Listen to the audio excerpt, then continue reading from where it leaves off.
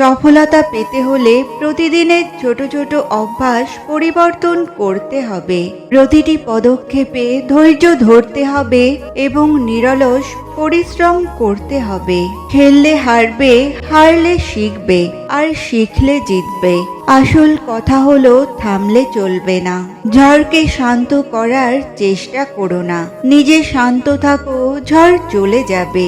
জীবনের চাহিদা থাকা ভালো, কিন্তু সেটা শারীরিক বা অতিরিক্ত অর্থের নয়। চাহিদাটা হোক ভালোবাসা পাওয়ার, ভালোবাসা দেওয়ার, সম্মান পাওয়ার, সম্মান দেওয়ার, নিজে খুশি থাকার, অপরকে খুশি রাখার। চলার পথে কখনো পেছন ফিরে তাকাতে নেই। কেন?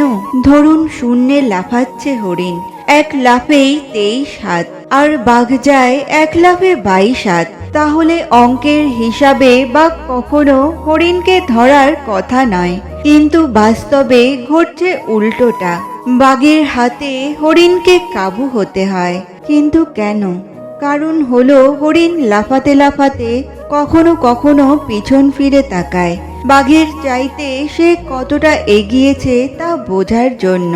আর এটাই হয় সর্বনাশের কারণ। পেছন ফিরতে গিয়ে এক লাফ কমলেই 23 হাত পেছনে চলে আসে। তাই চলার পথে কখনো পেছনে তাকাতে নেই। দৃঢ় প্রত্যয়ে সামনে এগিয়ে যাওয়ার নামই হচ্ছে স্বপ্নের কাছাকাছি পৌঁছানো। কুকুর আপনার আমার উচ্ছিষ্ট খাবার খেয়েও রাত জেগে বাড়ি পাহারা দেয়, আর মানুষ গলা অবধি খেয়েও পেছনে গিয়ে নিন্দা করে। টাকা মানুষের প্রয়োজন মেটায়, শান্তি মানুষের স্থিরতা বাড়ায়, পরিবার শেখায় সংস্কার, কিন্তু ভালোবাসা মনোবল বাড়ায়।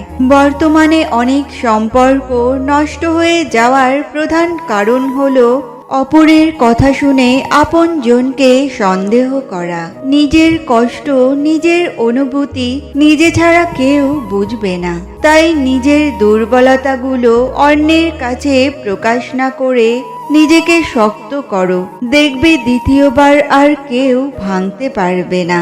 স্বপ্ন আর বাস্তবতা আজব জিনিস। স্বপ্ন মানুষকে বাঁচতে শেখায়, আর বাস্তবতা মানুষকে কাঁদতে শেখায়। প্রতিদিন না খেয়ে থাকো, এই সমাজ তোমাকে দেখবে না, কিন্তু একদিন অন্যায় করে দেখো, এই সমাজ তোমাকে নিয়ে বিচার বসাবে। জীবনে ভালোবাসার লোক তুমি হাজারটা পাবে, কিন্তু ভালোবেসে তোমার চিন্তা করার লোক খুব কম।